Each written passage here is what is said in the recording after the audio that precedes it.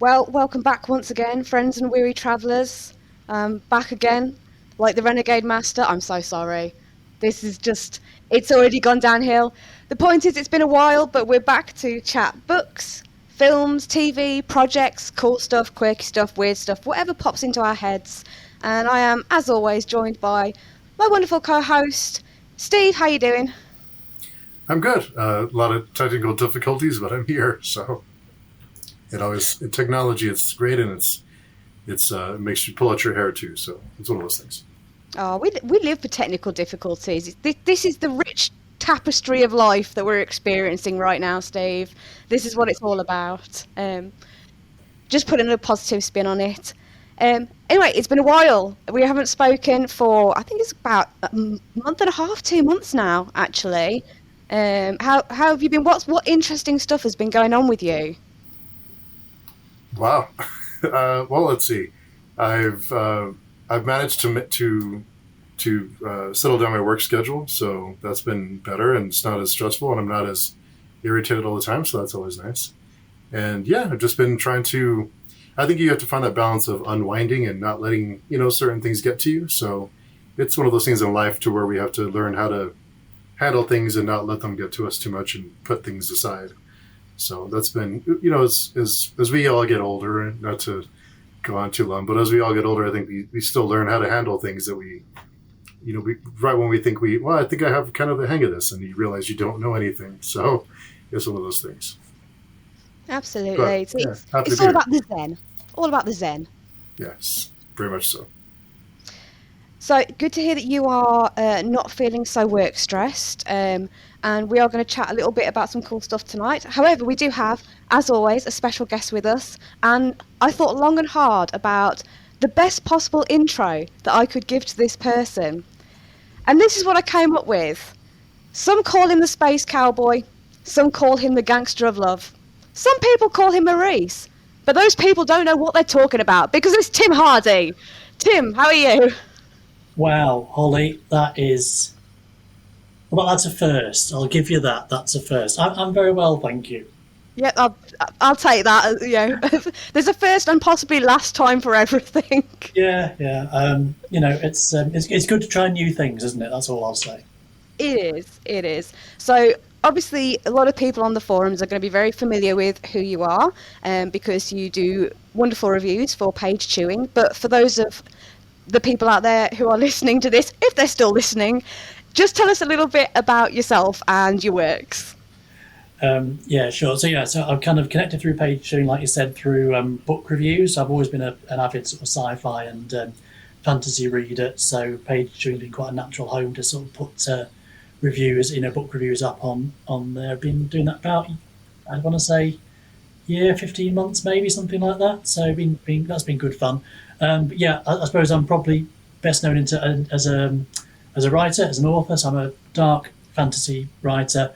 Got a couple of different projects that I've got going on at the moment. I've got the Brotherhood of the Eagle series, which is a 4-book Viking-inspired fantasy series that's just about to finish. So I've released that book, the final book in that series, in November 22nd.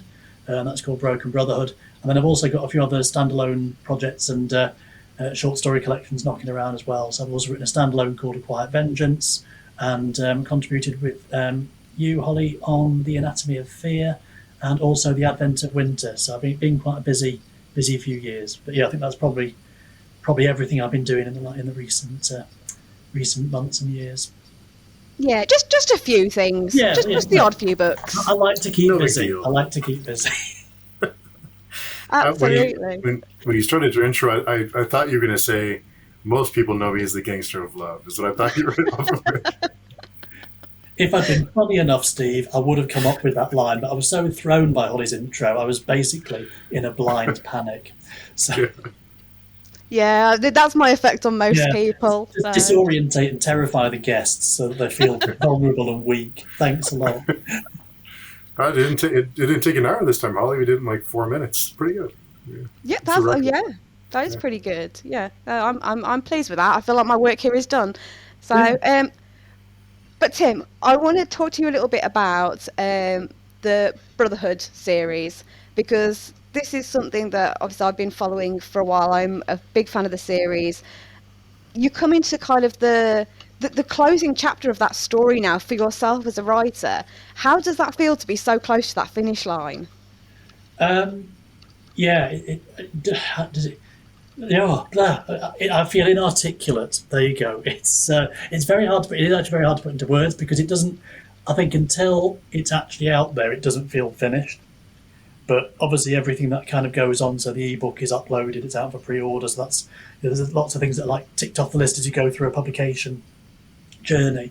So paperback, I'm still trying to wrangle that with the formatting behind the scenes at the moment. So it feels busy, and so it doesn't quite feel finished. So I kind of knew how the story ended in December 2023 because I wrote that. In fact, because I wrote the final chapters of that book, believe it, so I knew where I was going. Yeah, so it kind of feels busy, and I think I don't think I'll know what I'm going to do with myself when I get to the end. That's probably I'll probably do a lot of stuff like this where I talk about saying I don't really know what to do with myself, so I'll just have to go onto podcasts forevermore now just to try and fill up the time. So it's a weird mix of busyness, but you also kind of know that the end of the rail tracks are coming up, and this has been a series I've been writing for. What would it be? 2011. So I've been writing this now for 13 years. So to kind of get to the end of it is quite a strange mix of emotions, actually. Yeah, I can imagine. So, because this has been going on for such a long time for you, so you started it so many years ago, when you say you kind of knew the ending, have you always known how this series was going to end, or has that sort of evolved as it's been written? Oh God, no! I've had no idea what I was doing for most of that time. That's why it's taken 13 years. So so yeah. I mean, originally it was just trying to work out what happened in the first book. And at the sort of 50% mark, I completely changed my mind about what the whole book was about. So that kind of set the pattern really for books 1 and 2. And then to get to complete the sort of, I thought I was writing a trilogy, but then I got to the third book and thought, no, I'm not, because there's far too much material here, and there's far too many characters, and because you've been making it up as you're going along, actually now you're trying to close it down. It's much harder to do. So books 1 and 2 were kind of like sandpit. It was fun. I was throwing in more ideas at it and seeing what happened. Book 3, I had to plot it massively, and then by the time I'd written book 3, I knew then how book 4 would end. So I then had a finishing point and a finishing line in mind, and it was just about putting the pieces in place to sort of do that. So basically, pantsing at the beginning and then sort of plotting to get to the end. Yeah. So what you're saying is essentially you've done a world first. You've done the world's first trilogy with 4 books in it. I don't think it's the first. It's no. But I think I don't know who else is prepared to admit that they've done this, I suppose. But yeah, it's a trilogy of 4 books. As far as the podcast things go, I mean, we know some people. I think we have you covered with the podcast stuff. Keep you plenty busy, but I'm wondering now that you're at the end of the series, is there a mourning period for you? Is there some sadness? I know you're happy to tell your story, but is there a sense of what's really over? Like, is it because you've been working on it so long and now it's going to wrap up? What is that like? Yeah, I think I can feel that already a little bit. So it feels, I think, almost like the busyness is trying to sort of stave off thinking about that, because I mean, I probably could have written books 5, 6, and 7 just as a continuing narrative. There was definitely enough material and enough characters. Probably now after Broken Brotherhood, there aren't quite as many characters as there were at the beginning, but there was definitely, I could have carried on, but it felt right to finish it kind of when I was happy with it. You know, it's a bit corny, but yeah, finishing on a high was quite important for me, not sort of like eking it out forevermore. But yeah, obviously by making that decision, what that basically means is that a lot of those characters you'll never see again, and then consequently I will never write them again. So, you know, maybe I'll do sort of short fiction for maybe characters that perhaps didn't get, you know, perhaps there's still some other opportunity to sort of tell a bit more of their story that way, perhaps. But I think for me, it's kind of, yeah, as an author, you really kind of live your characters, or I certainly do, because my books they're plotted and there is action, but they are primarily character stories. So obviously for me, the character's everything. So I kind of inhabit them, and they, in a weird way, kind of inhabit me as well. You know, they direct the story. You it's almost like other people taking hold of the rudder and sort of swinging the ship. It's a really weird feeling, but it's because they're almost autonomous and real in their own right. Please nod at me. I know it's audio, but it does make me feel like that's.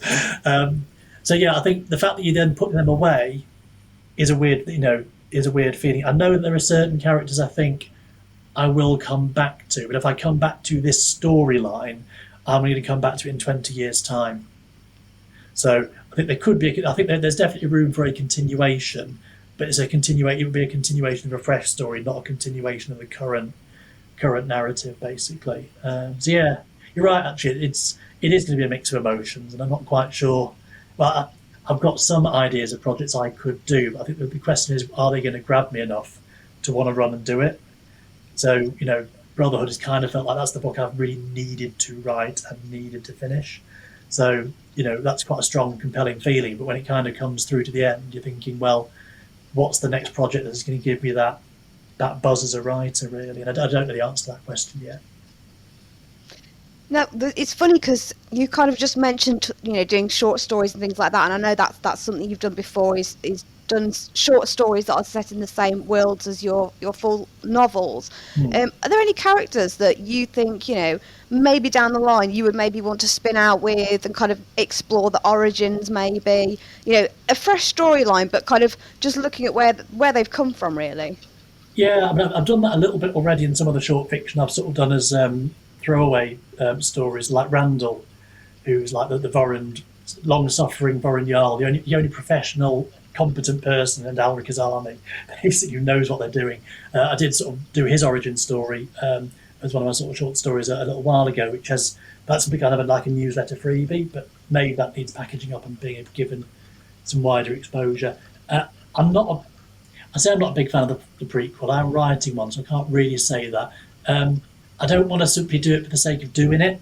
I want to do it because there's a good story in there. So that there is in Brotherhood of the Eagle series, there's a clan chief called Ingoy, who is called Ingoy the White Widow, and she's a leader of a group of the Luskan clans who's on the, I need to get the geography right now, she's on the western side of the mountains, well away from the action, and is basically far too canny to get involved in wars and stuff.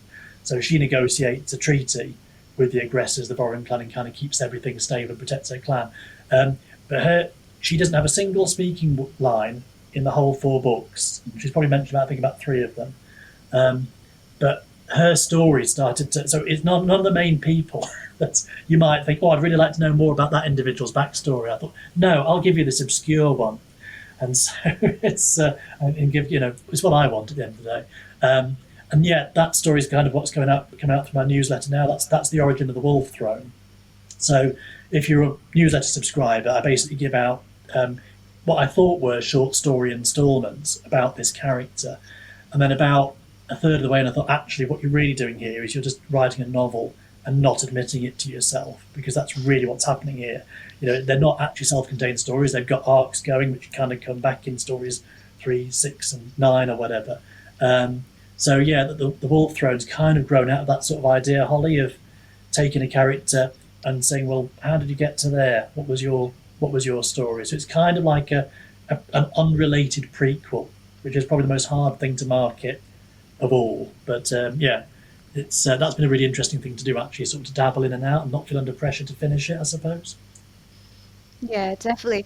It kind of raises an interesting question as well. I'd be interested to get both your takes on this as well. Is one thing I've been looking into at the moment is the concept of serialized novels. So, very much in the style of Sherlock Holmes and Charles Dickens, because it feels like that was a thing that, was around a while ago, but doesn't seem to be as much of a thing anymore. We get a lot of short stories, we get a lot of anthologies, but that kind of serialized style of novelization doesn't seem to be as popular. And I'm wondering, is it due a comeback? Because I feel like there's a space for that, to have like a weekly chapter update, or weekly kind of update. Would that be something that would interest you guys at all as readers, or for you, Tim, as a writer? I'll give you that one first, Steve. Well, for me as a reader, I think that'd be nice to I know we always, well, when I say we, generally people talk about attention spans and trying to, people being hesitant to invest in long books or a long series. So this might be something to appeal to those people who want to just get a taste or just kind of be able to jump in and jump out and not be so kind of tied into everything being connected in a big universe and a big, long, sprawling story. Sometimes it's nice to be able to hop onto book 5 and just enjoy it.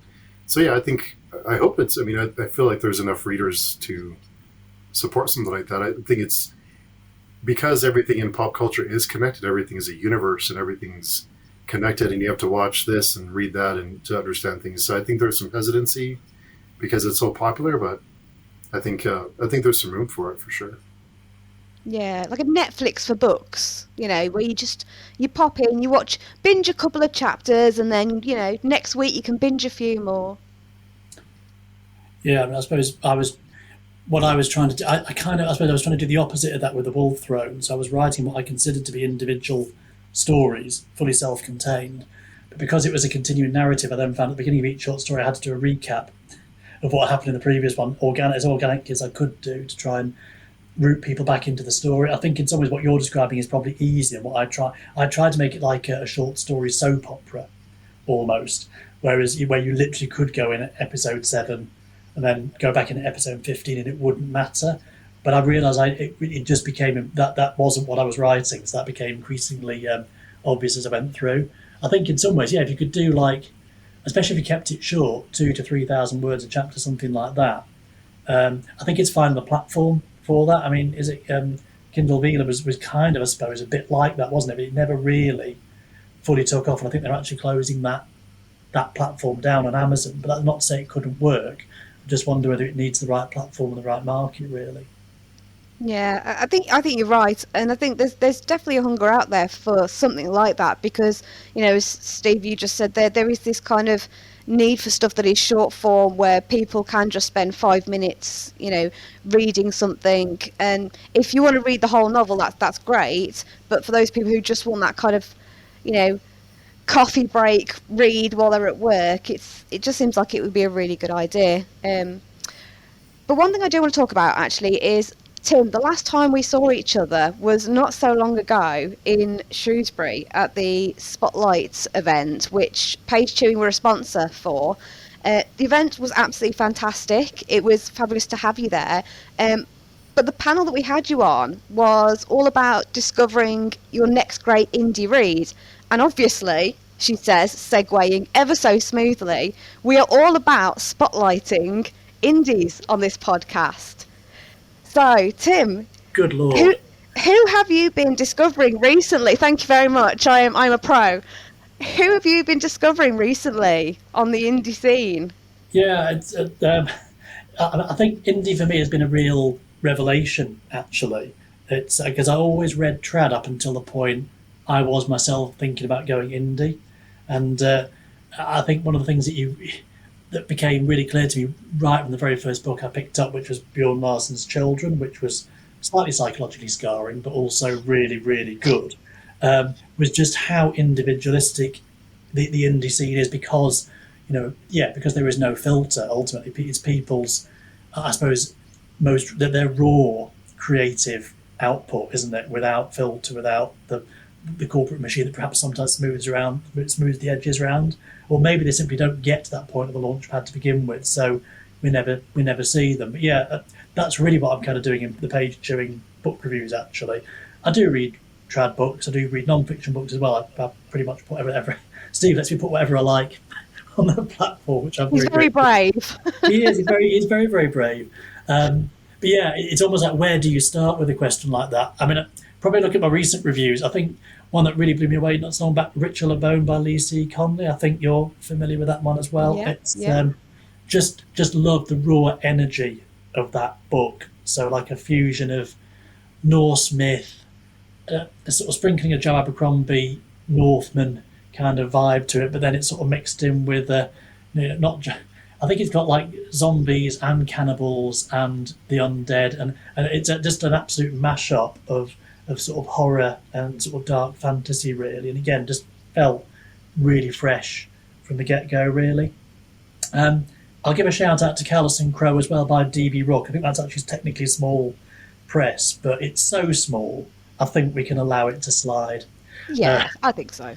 But yeah, I mean, totally other end of the spectrum. That's like a weird Western style thing with vampires in, which then the characters basically go on a journey where they end up in confronting eldritch horror, and it's a kind of like straight out of H.P. Lovecraft and Call of Cthulhu, and it is all together. And it's told in a way that I've never seen any other book do this. It's almost like discovered footage, which is quite hard to do in the 1800s, which is when it's set. But he's basically done it through, so it's almost like journal entries. So you've got people sort of recording what's happened. Then you might pick up a press cutting, or you might pick up a letter, or you might have two people journaling the same event from their different perspectives. So actually the story goes back half an hour or a day or something, and then picks up the threads. It's really unusual style of story. I don't think you'd ever see that in trad, traditional, but you would never see that type of story. So again, I think D.B. Rook's got something special going on there. Not always easy, not always easy for the reader. Sometimes he just puts stuff in there and thought, I have no idea why that's in there, and it's just world building, and then he moves on. But other times it's it's a really dynamic way of telling the story, but also giving you multiple viewpoints without needing to crowbar them in. It just felt natural if a new viewpoint came along because of the way it's structured. It's really, really clever. And then, I'm not to publish this review yet. It's coming out next week. But I'll just, J. Patricia Anderson, Your Blood and Bones novella. I'll also give a shout out to that really spooky, kind of strange story, actually, all about months, I think it's really about identity. So it's about people they discover that they're actually monsters. So in this world, you start off as human, but every now and again, somebody pops up who's going through who starts to go through a transformation to something different. And the community, when they find those people, they basically kill them. So even if it's your own child, you'd execute somebody who turned out to be an evil monster. But the whole point of the novella is, of course, they're not evil; they're simply different. So it gets into that whole thing of identity, and what does it mean? What does it mean to be human? I suppose ultimately, or what does it mean to be a person? So again, really, really clever. Really, really cleverly done. And again, I don't think you'd see that as a trad publication. It's 151 pages for starters. So really short. Nobody's named in it at any point. So although it's all about identity, you don't know who any of these people are. But I just thought, J. Patricia Anderson wrote a really, really special book for me. So I think that those are three that have just stood out in the last month. And I could then basically go on for the next hour, but you probably don't want me to. But those are three for starters. No, I mean, you absolutely feel free to fill the entire hour. It makes life much easier for us. Hang on. I mean, DB Rook, we absolutely love. We've had him on the show in the past. He is such a great character and such a creative thinker in the way he approaches his stories. One that I've been reading recently, haven't finished it yet, but I am working on it, is Daughter of the Beast by E.C. Greaves, which is a really great read. I believe it was a SBFBO, I think it was either a semi-finalist or a finalist last year, I believe. Finalist, I'm pretty sure. It was a finalist, yeah. But I'm really enjoying that, and it's just a really nice blend of a little bit horror, a little bit of sort of, it feels a bit like a dungeon crawler adventure at the moment. I mean, that's very much just the bit of the book that I'm on. But it's got great characterization.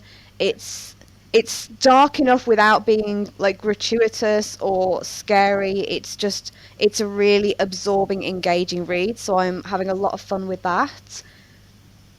How about you, Steve? Have you read anything interesting recently, or just because I'm interested with the whole indie vibe and the fact that people can put, whatever weird stuff they want into indie books?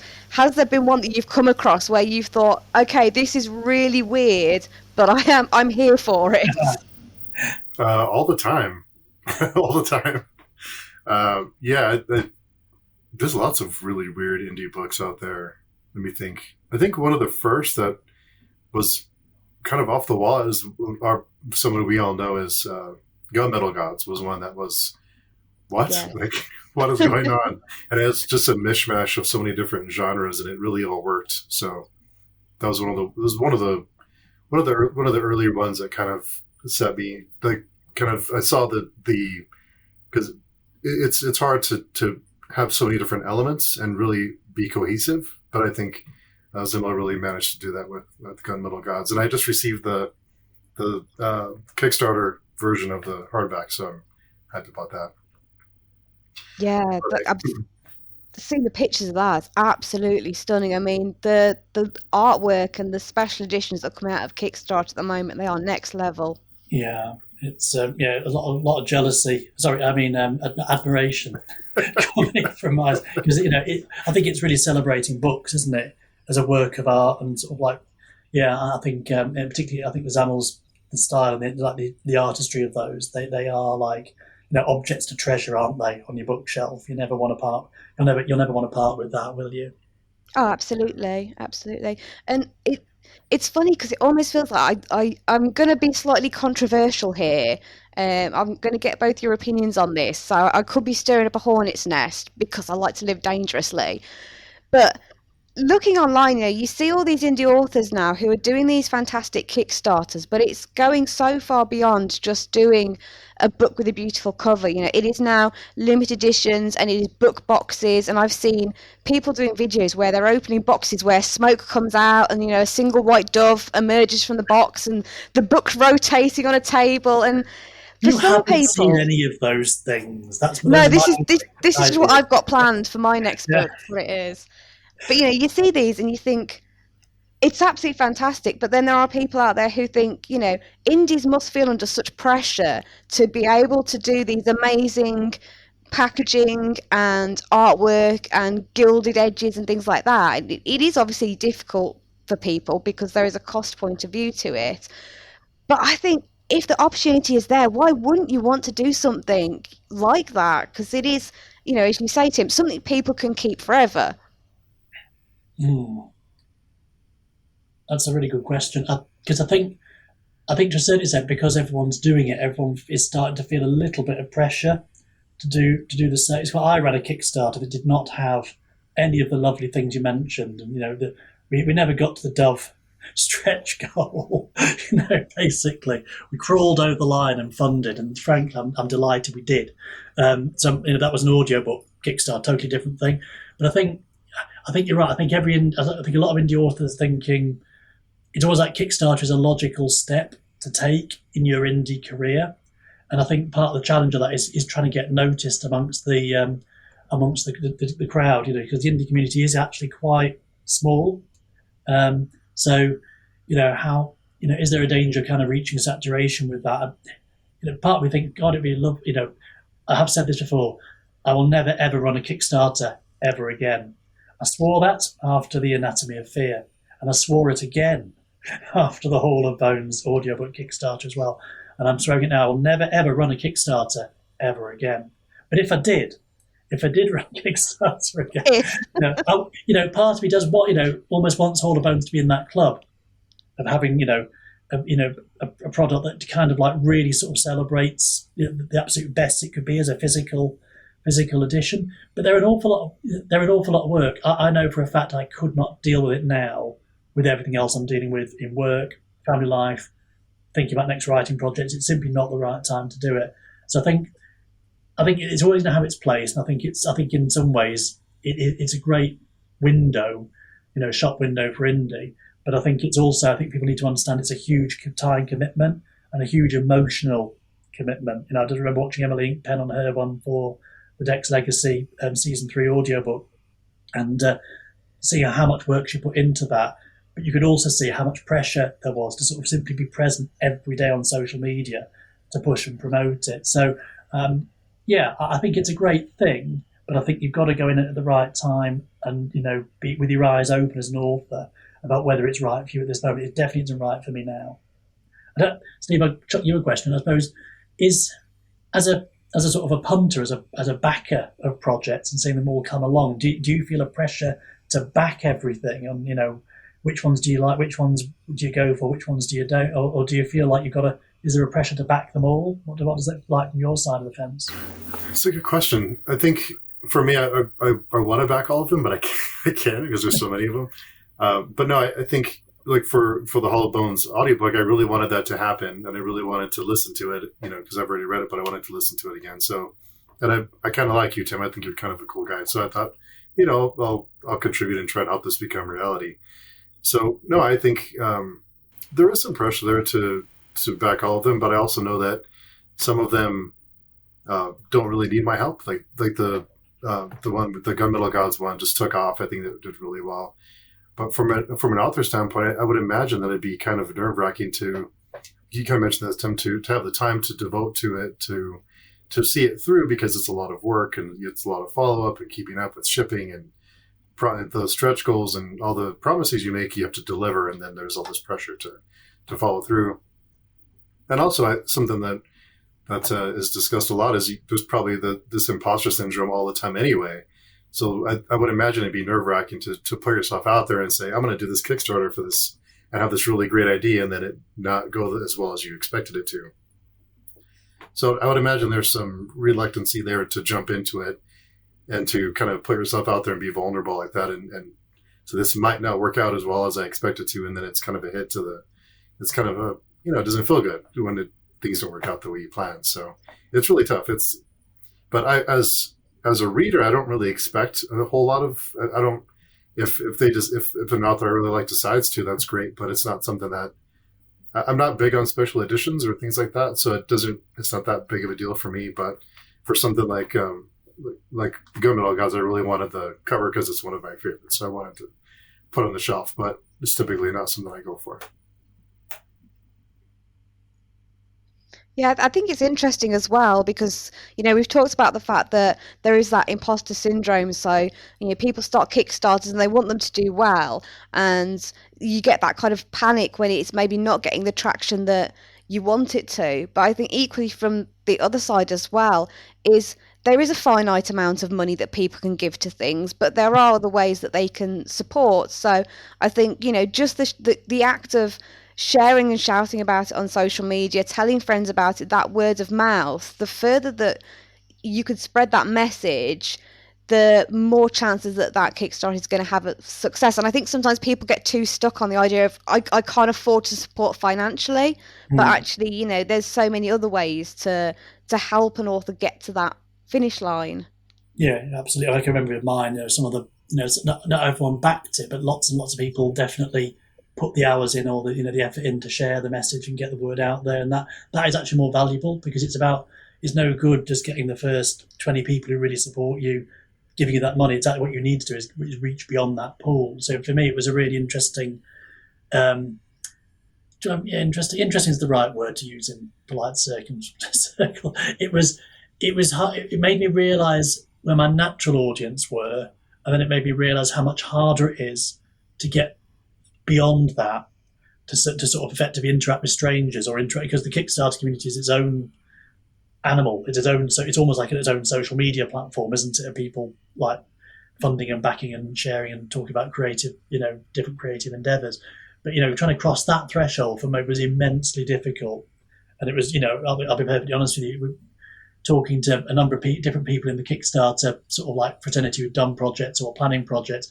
It's about it comes down to getting your friends and family behind it as well to give you that core mass you need, because actually strangers to part with cash for your project, it's not nearly as easy as you think it's going to be. So yeah, I think it's a challenging process at the end of the day, and I think it's great, but I think Broken Brotherhood would be out now if it wasn't for that Kickstarter. That's the brutal truth of it. I lost 3 months of my life to that Kickstarter project. I honestly thought it would run like clockwork behind the scenes, and it totally didn't. So yeah, it's a big commitment, not just in terms of like the stress of will it or will it not fund and all the psychological loaded things that come with that, but also you're putting the rest of your creative life on hold to run it. And I'm really glad I did. I'm really, really happy that All the Bones are coming out as audio, definitely. But I'd also quite like Broken Brotherhood to already be out, so I wasn't worrying about it quite so much and trying to get it over the line before the end of the year. So yeah, there's only a finite amount of time and money and supporters, but particularly time for you as a creative. It's a big ask actually. the lengths that we will go to avoid writing novels, Tim, I tell you. We'll Yeah. do events, Kickstarters, side projects. I don't even like R.J. Bailey, and now I've got to work with him. It's just like...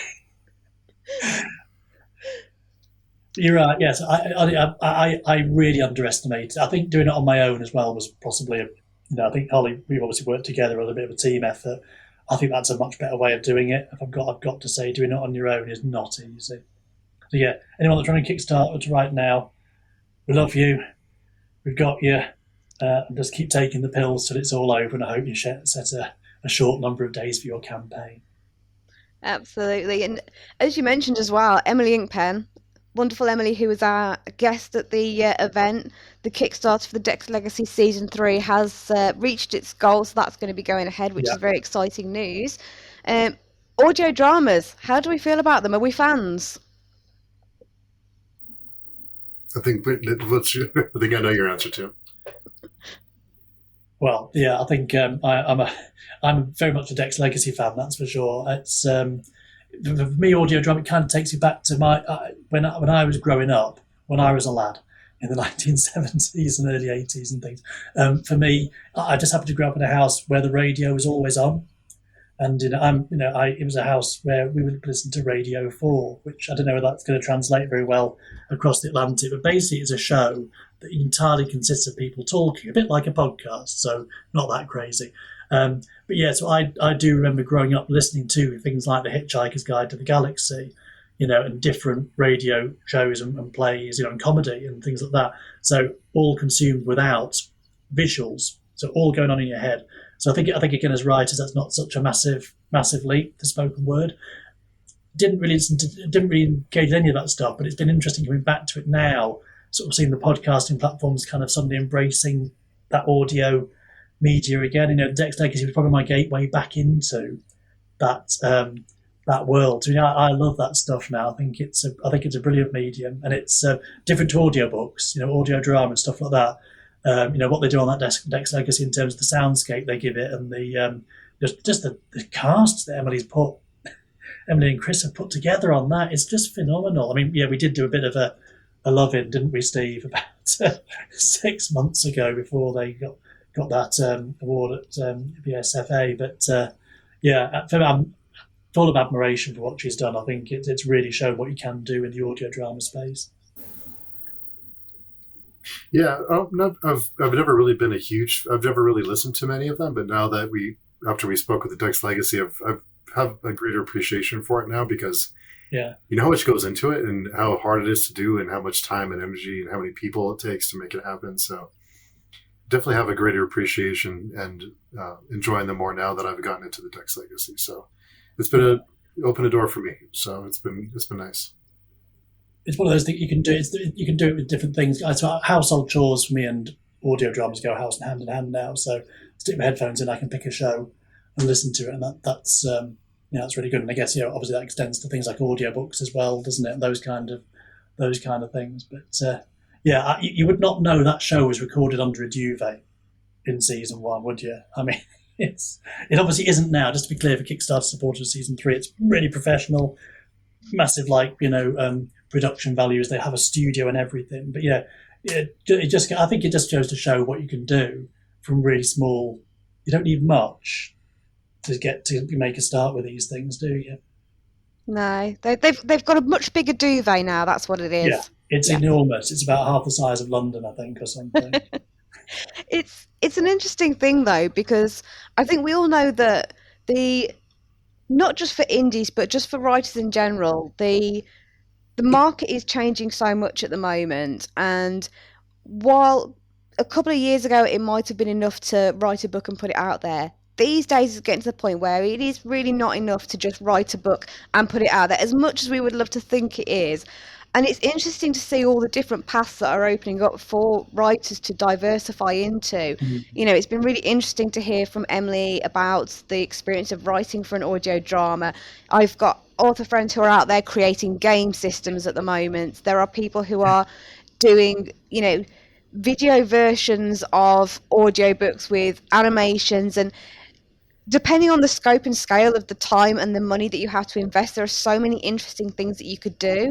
So if you could do anything, Tim, that was a diversification, what would you do? Where do you see your work kind of fitting? Would you go audio drama or something else? Oh gosh, I think probably I'd yeah, movie deal, all for books optioned. Decent advance. John Jarrold, if you're listening, I'm still open to that idea. Uh, yeah, I suppose I think for me, I think because I was so influenced by things like Game of Thrones, both as a book and as a show. You can there's definitely elements of that that will be familiar to people if they read my work. So I think it would look great in terms of going to all that TV or movie side of things. Appreciate that's probably not likely to happen.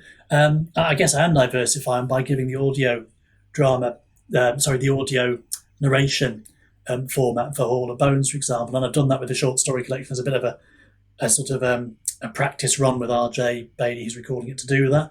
And it's just a totally different experience. So I think you're right. When you diversify, what you actually find is people will never pick up a book. They will listen or they will watch if that's your option. I mean, I don't think I've got the imagination or the skill to sort of like start doing anime and, those kind of things. But I think sometimes that's where sort of a group of people coming together can be really interesting. So just adding RJ to the mix makes my work feel new, if that makes sense. So I think sometimes it's just a benefit in collaboration, seeing where it leads. And yeah, I think that whole game spin-off side of things, they're not easier to do again. But I think Sean Crow is looking at that. I think is he as part of one of the things he's looking at. And there's a few little things being dropped now on like sort of character designs and stuff. It just looks amazing. And you think, why? Yeah. So I think work with good people with great ideas. And even if you haven't got those ideas, sometimes somebody else can see an angle that you can't and sort of bring that to the party as well.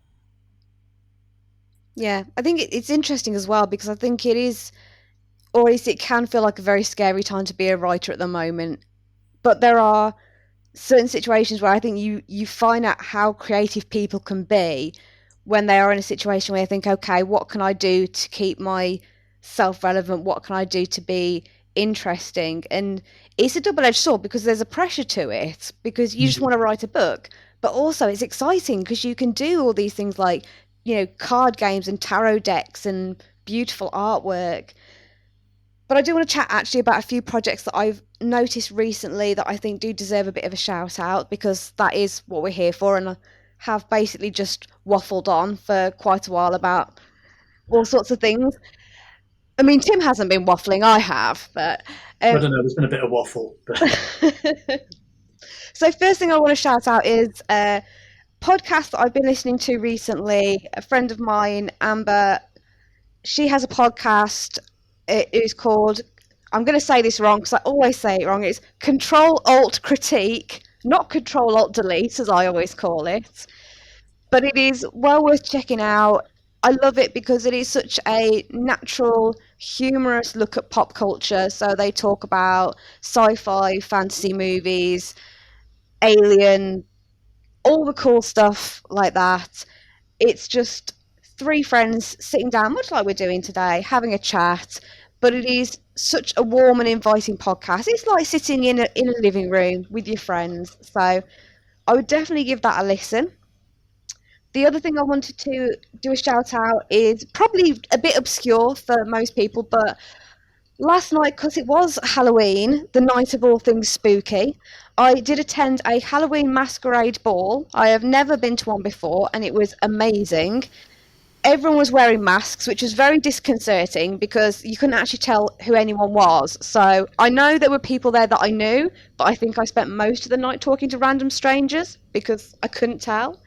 However, the company behind it, Spellbound, they are a new production company that have been around about a year now, but they are doing some really amazing creative things. And what is great about them is that they are working with local authors. So I've worked with them. They've taken some of my work and incorporated it into some of their productions that they've done. They've done it for other local authors. And I think it's really interesting to see that partnership between something like a production company and indie authors so that they can come up with new and exciting shows.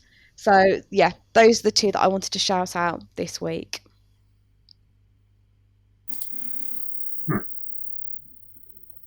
So if we're shouting out some recent projects, our friend Thomas J. Devins, his new novella, The Dredge, was just released. It was delayed a little bit because of a cover mishap, but definitely one to keep an eye on. And there's actually two books that I want to mention, two ongoing series that I've been reading for a long time. The first one is the Champion Saga. It's written by Jeff Lane. It's very much inspired by The Gunslinger by Stephen King.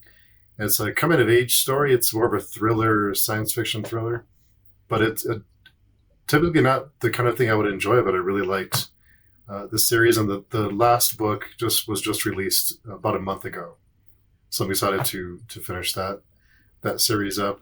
And in the fantasy circle, there's a book called Red Harvest Moon by Miles Hurt. It's one of the first fantasy books I read when I started kind of doing the book thing, and it's lighthearted, but there's also some gruesome violence. It has this humor. It has a nice mix of everything, and it really worked. The follow-up, The Riven Crown, was just released 1st of October, so about a month ago. So another one if you're someone looking for kind of a door. Red Harvest Moon is only 258 pages, so it's not a huge commitment, but it's definitely something can get you into fantasy, or kind of it's one of those gateway drugs that you can get into to kind of see all the things that are possible in the genre if you're not too familiar with it. So definitely two series to check out, and of course Thomas's new novella. Yeah, Thomas's new cover as well, because I know he did have some difficulties with that, but the one he's ended up with is absolutely top notch. I think it really looks really good. So yeah, it's scary. Basically. So what about you, Tim? What have you got that's coming up, either for yourself or that you're interested to read next? Yeah, I think I've probably banged on enough about what I've got coming up already. So what else am I looking forward to? I always give a shout out to this guy, and I'm going to do it again because I think he needs more readers. It's the bottom line. But Owen Oakwood, Owain, so Owain Oakwood, English writer. He writes basically. He started off writing short stories set in the Peak District, featuring Organa Zeit, who's like a paranormal investigator. So it's basically cozy paranormal fantasy, which, when you say it like that, you think there's not much of that. There's not much of that around, but they are an absolutely, again, time of year, I suppose, really good book for this time of year. So he's brought out 3 different short story collections so far. I've got the third loaded on my Kindle, ready to read, and I can't wait to get back into it. They've just got such a strong sense of place, and he's also just recently released a novel. So, which I now, because I'm naming it, I can't actually think of the title for the novel. Maybe we can sort of drop something in the notes at the end to remedy that. But yeah, he's like an author I always look forward to, because it just, it puts you in a great frame of mind. It's just so relaxing. It's got an animal companion as well, so it hits all the spots for a cozy, light read, basically. So yeah, that's something I've definitely got ready to read and look forward to. Trying to think if there's anything else coming out, because Owen's stuff is already out in terms of forthcoming releases, but nothing springing to mind at the moment. Yeah, I think 2 other authors that don't probably get the attention that they deserve, that I would like to give a shout out to as well. Fraser Armitage and Alex S. Bradshaw, both fantastic writers, and more importantly, fantastic people who are coming on board as team members for the Spotlight Indie website and all the things that we're doing for the events that are coming up. So really happy, because not only are they great authors, but they're also people who really want to give back to the community and then put that spotlight onto others. So I'll be kind of working with them more over the next few months, which is exciting, because it all really started from me doing this podcast with, Steve graciously saying, do you want to come on and do some shows with me? Something which I'm sure he hasn't at all regretted since we started. No, but that face doesn't look filled with regret at all, does it? He's very good at masking it. He just hides it. But, it's just great, because it's having the opportunity to do things like this from from that these things grow. So now we're branching out, and I know Steve hates it when I say things like this because he doesn't like getting praise, but it's not the first time this has happened. So before we wrap up, because we are approaching the hour when I will turn back into a pumpkin, Steve, how is it for you seeing people come onto the podcast and then grow that confidence to go out and do more things in the community? Well, it's always nice to see people kind of spread their wings and fly away. But sometimes it's like, I want to be part of that too. So that's sort of, I feel left out. Like the spotlight event, it would be great to actually have gone and met everybody and kind of been a part of it. So there's always that the missing out part of it. But no, it's great to, and we, this series, we've been able to meet with so many great people, with Alex and with Charlie and Thomas and now Tim, and there's so many great just people out there so it's really just an excuse to hang out is really what it is. It's just like get an excuse to just like sit around and talk about things we love and things we want to promote and things we want to, kind of let other people know about. So it's been a really great experience. Absolutely. It's very wholesome. I feel very warm and fuzzy inside now.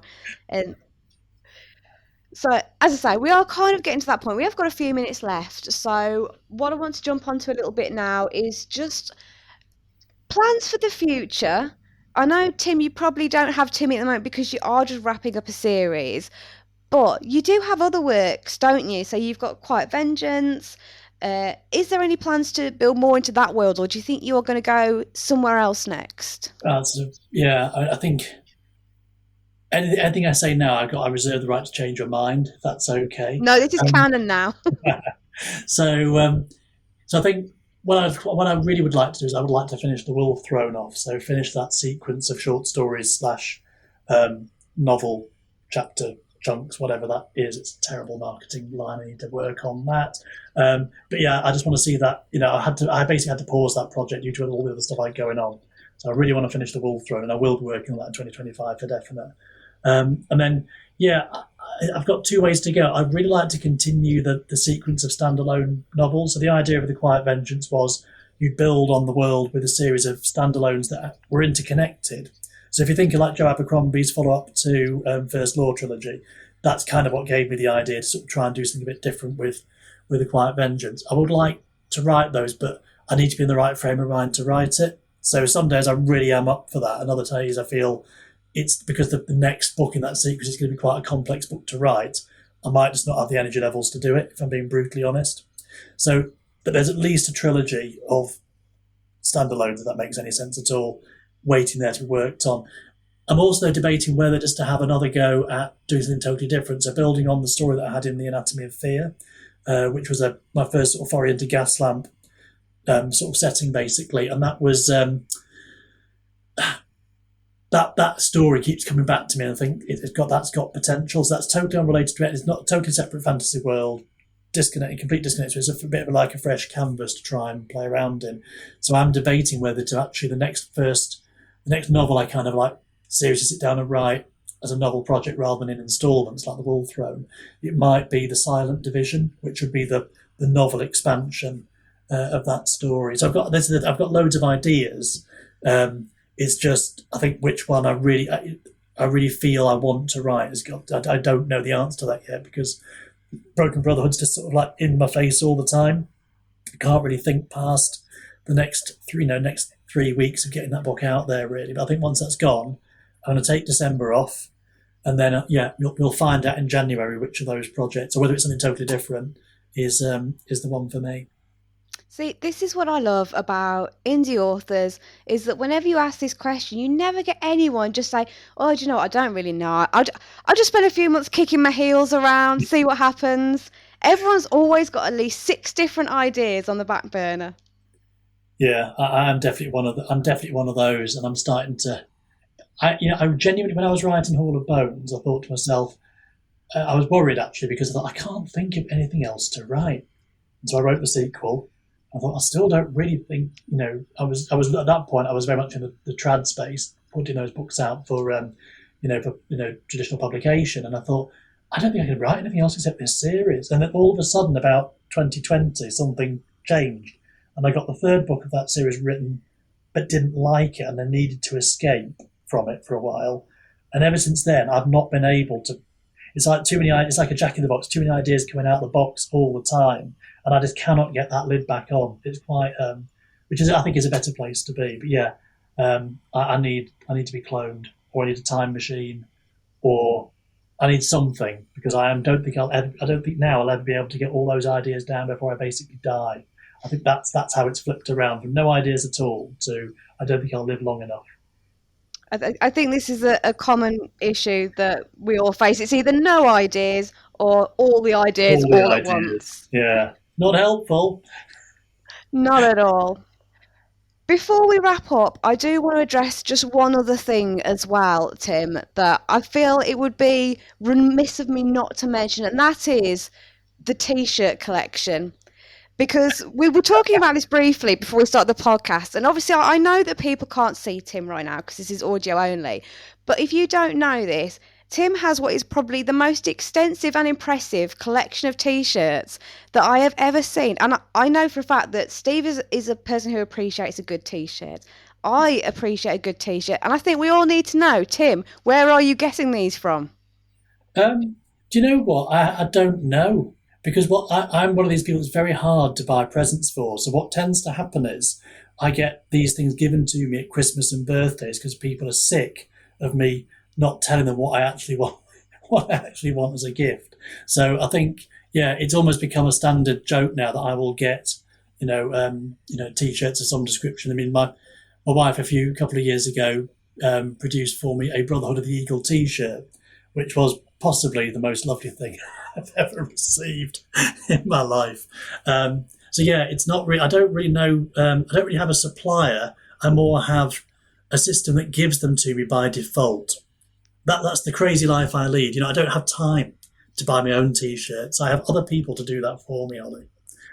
Well, you have the Anatomy of Fear T-shirt as well, which is, by the way, still available to buy if anyone is interested. Oh, great! Do you know what? I did actually buy that one, so that was a first for me. It was. I'm growing as a person. Well, the great thing is that there's a black version and a white version, so you can actually buy both and alternate. Yeah, all right. I'll buy a T-shirt, Holly. All right, you don't have to lay it on thick. See, I just turned this into a massive marketing plug now, but. As we are coming to the end of the hour, and as we all know, I will start rambling in the next 3 minutes, as if I haven't already. Tim, where can people find you if they would like to learn more about you and your books? Right, it's pretty easy as long as you spell my name right. So I'm Tim Hardie, spelt Hardie.